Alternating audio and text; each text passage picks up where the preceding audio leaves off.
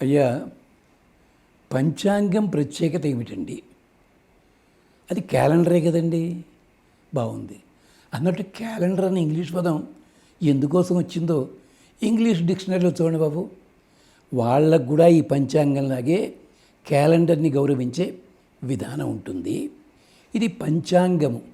మన కాలానికి సంబంధించి 5 రకాల విషయాలు తెలుసుకోవాల్సి ఉంటుంది. ఏమిటి దాంట్లో ఉన్నది? శ్రీ కళ్యాణ గుణావహం. ఆ పంచాంగం చదివిన రోజు పంచాంగానికి నమస్కారం చేసుకున్న, పంచాంగం గురించి తెలుసున్నా మనకి మంచి కలుగుతుంది. శ్రీ కళ్యాణ గుణావహం. రిపుహరం, శత్రుబాధలు తొలగుతాయి. దుస్వప్న దోషావహం, చెడు కలలుంటే అన్నీ పోతాయి. అంతేకాదు గంగా స్నాన విశేష ఫలదం.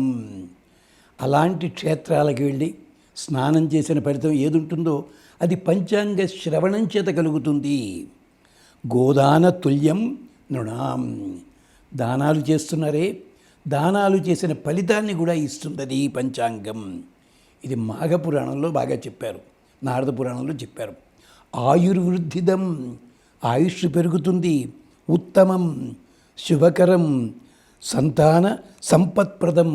ఇవన్నీ జరుగుతాయి పంచాంగాల వల్ల. నానాకర్మ సుసాధనం సముచితం పంచాంగం ఆకర్మ్యతాం.